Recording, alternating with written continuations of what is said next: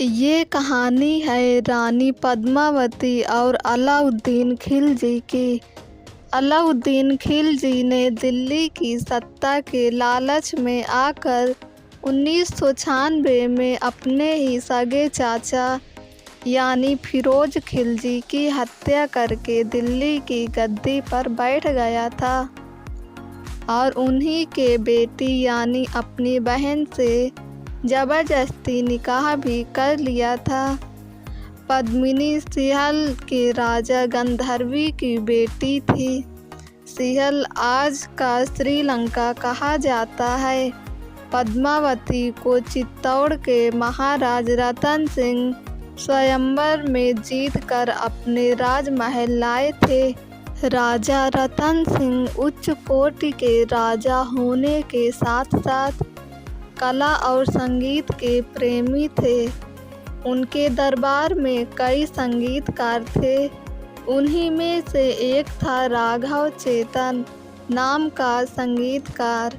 वो एक अच्छा संगीतकार होने के साथ साथ काला जादू भी करता था।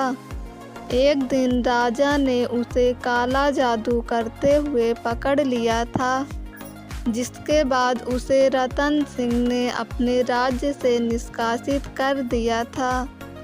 अपना निरादर देख चेतन बागी होकर खिलजी के राज्य में उसकी शरण में जा पहुंचा और कुछ ही दिनों में चित्तौड़ के किले की खूबसूरती के साथ साथ रानी पद्मावती के सौंदर्य को खिलजी के सामने इस तरह से प्रस्तुत करने लगा कि खिलजी के मन में रानी पद्मावती को पाने की चाहत दिनों दिन बढ़ने लगी। राघव चेतन ने एक दिन अलाउद्दीन खिलजी से कहा, इतनी खूबसूरत रानी पद्मावती तो आपकी बेगम होनी चाहिए। बस फिर क्या था, खिलजी अपने मन में रानी पद्मावती के बारे में गलत विचार लिए अपनी फौज के साथ चित्तौड़ की ओर कूच करने लगा। जब खिलजी चित्तौड़ के किले के पास पहुंचा तो किले के चारों ओर कड़ी सुरक्षा में वीर राजपूत सैनिकों को घेराबंदी देख उसे मजबूरन रुकना पड़ा। लेकिन महत्वाकांक्षी अपने मन में पाप लिए बैठा था, इसलिए उसके लिए पल पल भारी पड़ रहा था। जल्दी से किसी तरह रानी पद्मावती की एक झलक देख लेना चाहता था। उसने कई दिनों तक चित्तौड़ के किले के बाहर घेराबंदी करता रहा और धीरे धीरे चित्तौड़ के सैनिकों को मौत के घाट उतारता रहा। जब ये खबर किले में राजा रतन सिंह को पता चली तो उन्होंने खिलजी का प्रतिकार करना शुरू कर दिया। महीनों तक युद्ध चलता रहा, लेकिन खिलजी किले के अंदर प्रवेश नहीं कर पा रहा था। जब खिलजी को महसूस हुआ कि वो राजपूतानी सैनिकों को हराकर किले के अंदर प्रवेश नहीं कर पाएगा, तो उसने कुटिलता दिखाते हुए राजा रतन सिंह को संदेश भेजा कि रानी पद्मावती की सुंदरता का कायल है। वो एक बार रानी से भेंट करना चाहता है और ये भेंट शिष्टाचार से परिपूर्ण होगी। रानी को वो बहन की नज़रों से ही देखेगा। अलाउद्दीन खिलजी का संदेश सुनकर राजा रतन सिंह ने प्रजा और राज्य का हित देखते हुए खिलजी का प्रस्ताव मान लिया और अगले दिन खिलजी को महल के अंदर आने का इंतजाम करवा दिया। अलाउद्दीन अपने कुछ भरोसेमंद सैनिकों के साथ चित्तौड़गढ़ किले में प्रवेश कर गया। उसका अंदर स्वागत किया गया और शर्त के अनुसार उसे रानी पद्मावती को दिखाया गया, लेकिन रानी खुद सामने नहीं आई। खिलजी को एक बड़े शीशे में रानी का प्रतिबिंब दिखाया गया। खिलजी को पद्मावती का प्रतिबिंब इतना पसंद आया कि उसकी नीयत बिगड़ गई। सोचने लगा था कि जिसका प्रतिबिंब ही इतना सुंदर हो तो वो खुद कितना ही सुंदर होगा।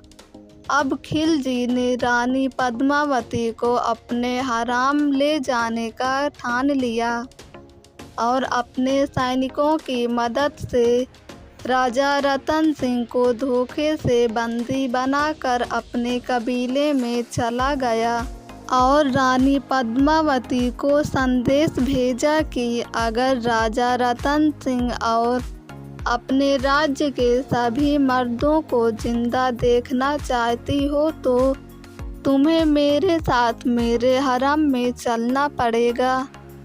अगले दिन खिलजी को संदेश मिला कि रानी उसके साथ हरम में चलने को तैयार है, लेकिन उनकी शर्त है कि राजा रतन सिंह को उन्हें जिंदा छोड़ना होगा।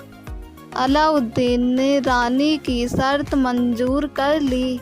अगली सुबह जब 40 डोली सजाई गई और उसमें रानी पद्मावती नहीं बल्कि चित्तौड़ के प्रधान सेनापति गोरा और बदल सिंह ने अपनी तलवारें और शस्त्र लेकर अपने चुनिंदा सैनिकों के साथ डोलियों में बैठकर किले के बाहर आए। सजी हुई डोली देखकर राजा रतन सिंह अत्यंत दुखी हुए। उन्हें लगने लगा था कि उनकी रानी उनके साथ धोखा करके इस जाहिल के साथ जा रही है, लेकिन ऐसा नहीं था। डोलियों को अपने कबीले की ओर आता देख खिलजी का खुशी का ठिकाना नहीं था। डोलियां उसके कबीले के अंदर पहुंचाई गई तो उनमें से तलवारें लेकर गोरा और बादल सिंह अपने वीर सिपाहियों के साथ बाहर आए और खिलजी की सेना पर टूट पड़े। इस तरह से वे राजा रतन सिंह को खिलजी की कैद से छुड़ा कर ले जाने में सफल रहे, लेकिन गोरा को युद्ध में अपने प्राण गंवाने पड़े। अपने साथ हुए धोखे की वजह से खिलजी गुस्से में बौखला गया और अपने सैनिकों को किले में घुसने का आदेश दे दिया। महीनों तक युद्ध चलता रहा। अब किले के अंदर खाने पीने की वस्तुएं भी खत्म हो चुकी थी, जिसकी वजह से चित्तौड़ के सैनिकों से लेकर अंदर रहने वाले सभी भूख से ही मरने वाले थे।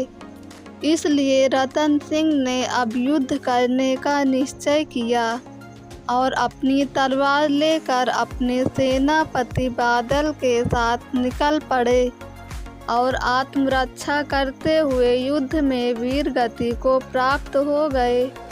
रानी को पता चल चुका था कि अब खिलजी का किले में प्रवेश कोई नहीं रोक सकता।